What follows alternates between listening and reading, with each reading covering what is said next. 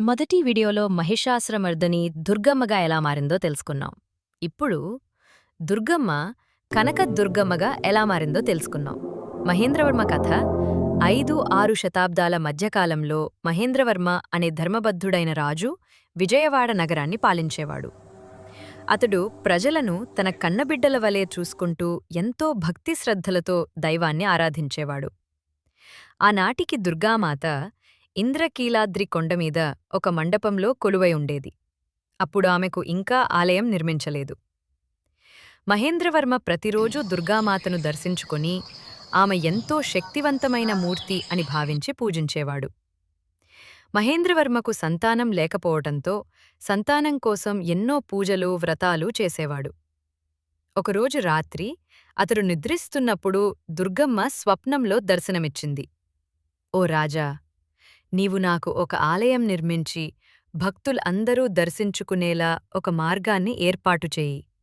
అలా చేస్తే నీ దంపతులకు బుద్ధిమంతుడు పరాక్రమవటుడైన కుమారుడు జన్మిస్తాడు అని దుర్గమ్మ వరమిచ్చింది.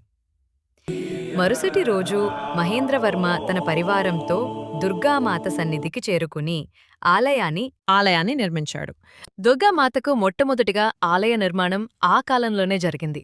అప్పటుండి భక్తులందరూ ప్రతిరోజూ అమ్మవారిని పూజించడం మొదలుపెట్టారు. ఆ కాలంలో సూర్యాస్తమయం తర్వాత ప్రజలందరూ ఇళ్లలోనే ఉండేవారు. ఎందుకంటే సాయంకాలం దుర్గమ్మ నగర సంచారం చేస్తూ తన ప్రజలను రక్షిస్తుందని విశ్వసించేవారు. అమ్మ అనుగ్రహంతో మహేంద్రవర్మకు ఒక కుమారుడు జన్మించాడు. ఆ కుమారుడు చిన్నతనం నుండే బుద్ధిలోనూ బలంలోనూ పరాక్రమం చూపించేవాడు.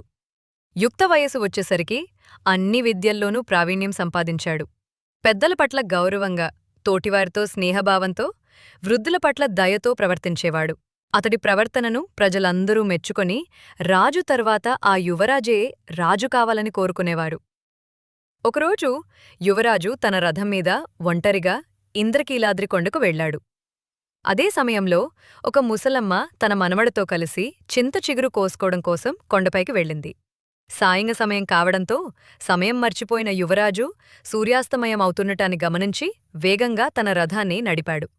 ఒక మలుపు వద్ద అకస్మాత్తుగా ముసలమ్మ మనవడు రావడం గమనించని యువరాజు వేగంగా రథాన్ని నడపడం వల్ల ఆ బాలుడు రథం కిందపడి మరణించాడు.